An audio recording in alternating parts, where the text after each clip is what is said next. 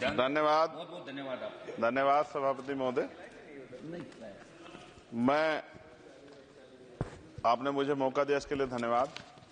मैं अपने व्यक्तिगत जीवन में मेरे आज भी याद है, मेरी मां ने एक बार मुझसे कहा कि मेरे मामा बहुत गौरवशाली हैं कि उनकी बिटिया ने उनको प्लेन का सफर करा दिया। क्योंकि हम गांव से आते हैं, किसान परिवार से हैं, तो हर चीज की हमारे लिए अहमियत है। मैंने भी ये तय किया था कि मैं अपनी सैलरी से अपनी मां को एक बार हवाई जहाज का सफर जरूर कराऊंगा। अब हालात ऐसी हैं, आप बेहतर जानते हैं, हमने देश भी जानता है, सब लोग जानते हैं कि गरीब आदमी हवाई जहाज में सफर नहीं कर सकता। प्रधानमंत्री जी तो कहा था बहुत दिन पहले कि चप्पल वाला जो है हवाई जहाज में सफर करेगा, लेकिन आज हालात ऐसे, किराया भाड़ा इतना बढ़ गया है, ये नीतियां हैं उसकी वजह से कि गरीब आदमी सफर नहीं कर सकता है। गरीब आदमी तो ट्रेन में एसी के डब्बे में सफर नहीं कर सकता, इस तरह के हालात। तो मेरी मंत्री जी से मांग है कि कोई व्यवस्था ऐसी की जाए कि जो करोड़ों महिलाएं देश की हैं, करोड़ों परिवार ऐसे जिन्होंने सपना ही देखा हवाई जहाज को जाते, उनको भी एक बार मौका मिलेगा हवाई जहाज का सफर करने। तो अगर किराया सस्ता होगा तो शायद वो प्रयास कर सकते हैं, उनके बच्चे प्रयास कर सकते हैं। साथ साथ वायु यात्रा में सेफ्टी सिक्योरिटी का बहुत ज्यादा ध्यान रखने की जरूरत है। कई बार हादसे हुए हैं, कई चीजों पर हमें गौर करना है। साथ साथ ज्यादातर एयरपोर्ट जो है वो प्राइवेट हो गए और प्राइवेट होने की वजह से कर्मचारियों का शोषण होता है। कर्मचारियों की, क्योंकि हमारे यहाँ बेरोजगारी बहुत है, तो कर्मचारियों को वहां काम करने में जो सैलरी मिलती है उसमें एक बार का टिकट भी नहीं आता कई जगह पे। तो मेरी आपसे ये आग्रह है कि जिन लोगों जो प्राइवेट हो गए वहां भी सैलरी कम से कम न्यूनतम वेतन इतना होना चाहिए 20,000 रुपए कि वो अपने परिवार का भी और सफर भी वो कभी कर ले, ऐसा मौका भी उन्हें मिलना चाहिए। साथ साथ प्राइवेट होने की वजह से SC/ST OBC के बच्चों को जो नौकरी मिल जाती थी वो भी जीरो होगी। तो मेरी आपसे आग्रह है कि अगर प्राइवेट भी हो गया तो उनसे भी कहा जाए कि कमजोर वर्गों के लोग बच्चों को मौका दिया जाए।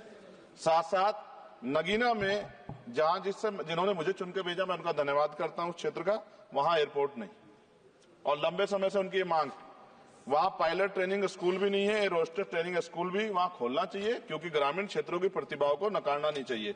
साथ साथ मेरा जिला जो है सहारनपुर, वहां एयरपोर्ट पुराना है, वो डिफेंस का है सरसावा में, लेकिन वहां से पैसेंजर जो है यात्रा के लिए कोई सुविधा नहीं। और साथ साथ एक जगह है छुटमलपुर, क्रांतिकारी जगह है, जहां हम पैदा हुए, क्रांतिकारी जगह है ही वो सर। तो वहां पे भी हवाई पट्टी की जो है स्थापना जो है सरकार को करानी चाहिए। हमारे लोगों को, छुटमलपुर के लोगों को बहुत अच्छा लगेगा और फायदा भी होगा, बहुत सारा जो है आसान हो जाएगा जनता के लिए। और सुबह से हम प्रयास कर रहे हैं सर कि हमें बोलने का मौका दिया। यहाँ छोटी पार्टियों के लिए थोड़ी समस्या है और 2.5 घंटे इंतजार का मौका मिल रहा है। मैं भाजपा के साथियों को याद दिलाना चाहता हूं, एक समय था कि आप पे भी 2 मेंबर ऑफ पार्लियामेंट थे, आज आपकी सरकार है, आपको तीसरी चौथी बार मौका मिला है। अगर हम लोग भी ज्ञान की कमी थोड़ी है किसी में, ऐसा तो रानी के पेट से ही राजा पैदा होता है या कोई माँ के पेट सीख के आता है। हम तो संघर्ष करके आए 15-15 साल, तो जब हमें मौका नहीं मिलेगा अपनी बातें रख पाएंगे तो हमारी बात कैसे पहुंचेगी। साथ साथ मेरा आपसे आग्रह है, ये मेरी मांग नहीं है, ये पंजाब के लोगों की मांग है। देश के प्रधानमंत्री जब कह के आए थे पंजाब में, कह के आए थे पंजाब में कि जब आदमपुर एयरपोर्ट का नाम जो है सतगुरु रविदास जी महाराज के नाम पे करने के लिए कह के आए थे प्राइम मिनिस्टर। आप पता करा लो, ऑन रिकॉर्ड है, प्राइम मिनिस्टर ने अपनी स्पीच में कहा जब पंजाब गए कि हम इस जालंधर में जो एयरपोर्ट है आदमपुर में, कि हम उसका नाम सतगुरु रविदास जी महाराज के नाम पे करेंगे। लेकिन सर दावे और वादे हैं, कब तक ये खोखले वादे होते रहेंगे। देश के प्रधानमंत्री की बात का कोई सम्मान होना चाहिए। क्या सरकार, ये मंत्री जी नहीं सुनना चाहते या फिर उन्होंने झूठा वादा कर लिया, इन पे भी ध्यान देना चाहिए। लेकिन साथ साथ मेरी मांग भी है, मैं पुनः इस बात को दोहराऊंगा सर, कि गरीब लोग, मैं गांव में जाता हूं, मीटिंगों में जाता हूं, पूछता हूं महिलाओं से कभी हवाई जहाज सफर किया।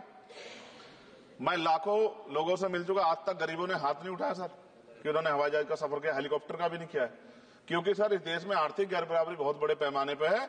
गरीब पैदा होता है, मर जाता, ना अच्छा इलाज मिलता, ना सुविधाएं मिलती, बस उसका जीवन है कि वो पैदा हो गया, ऐसा लगता है कि मजबूरी में पैदा हो गया, उसको पैदा ही नहीं होना चाहिए था। इस देश में कमजोर वर्गों के लोगों का भी सम्मान होना चाहिए, उनको अवसर मिलना चाहिए। सरकार की योजनाओं में गरीबों की हिस्सेदारी होनी चाहिए, इस बात का ध्यान जो है सरकार को रखना चाहिए। और अगर सरकार नहीं रखती है तो वो सरकार सर गरीबों की नहीं हो सकती है। नौजवान जो है मंत्री सरकार ने दिए हैं, और मुझे उम्मीद है कि एक नौजवान दूसरे नौजवान के दर्द को और गरीबों के दर्द को और ग्रामीण क्षेत्रों के दर्द को समझेगा। और मुझे भरोसा है आपके ऊपर, आपकी शैली के ऊपर, क्योंकि पिछली बार भी विषय उठा था। हम जाते हैं सब लोग कि आप इस बात को इस बार सफल करने में कामयाब हो जाएंगे। मेरी मंगल कामनाएं भी है कि कोई गरीब परिवार आपको प्रार्थना करे, दुआएं करे कि आपने उनको ये मौका दिया। वरना आदमी पैदा होता है भारत में और गरीबी में मर जा, हजारों साल चला। अब भी आजादी के 75 साल बाद भी अगर ये नहीं हो पा रहा है तो इस पे हमें गौर करना चाहिए कि क्यों नहीं हो पा रहा। कई सीनियर साथी हमारे यहाँ हैं, मैंने उनको प्लेन चलाते हुए देखा, मेंबर ऑफ पार्लियामेंट होते भी। मेरा विश्वास है कि अगर इधर से भी और इधर से भी सब लोग जनता के विषय में सोचेंगे तो जनता की जिंदगी आसान होगी, जो कि अभी नजर नहीं आती। और मैं फिर आपसे आग्रह करूंगा, आप चेक कराइए, SC ST OBC के बच्चों को वैसे ही नौकरी नहीं मिल रही है, और जब ये पूरा सेक्टर प्राइवेट हो जाएगा तो क्या रिजर्वेशन करेंगे हम लोग? क्या फायदा रिजर्वेशन का? जब SC ST OBC के बच्चों क्या रिजर्वेशन का फायदा? गाली तो खाते हैं इस नाम पे, लेकिन रिजर्वेशन ही कहां मिलेगा जब सब प्राइवेट हो जाए? प्राइवेट वाले कहां दे रहे हैं? तो उनको कहिए कि प्राइवेट सेक्टर में मैं विधेयक लेके आया, निजी विधेयक, कि प्राइवेट सेक्टर में SC ST OBC के बच्चों को मौका मिलना चाहिए। सुप्रीम कोर्ट का एक ऑर्डर, आज चर्चा हुई इसमें कि भाई क्रिमिलेयर होगी। कितने अरबपति बने आप लोग? कितने लोगों पे हवाई जहाज बताइए? SC ST के लोगों पे कितने लोगों पे हेलीकॉप्टर बताइए? आप कुछ नहीं है आपके पास आंकड़े। सब लोग मिलकर गरीबों को चलना चाहते हैं, ये गलत है सर। मैं आपका धन्यवाद करूंगा पुनः सर, और क्योंकि हम ही कोरम पूरा करते हैं सर, देख लीजिए आप, हम ही बैठे कोरम पूरा करते हैं। हमें विश्वास है अपने देश की पार्लियामेंट पे कि आज नहीं तो कल इस पार्लियामेंट से गरीबों के लिए कानून बनेंगे और गरीबों के लिए पॉलिसियां बनेंगी और गरीबों को भी सम्मान का जीवन मिलेगा, ऐसा हमें विश्वास है।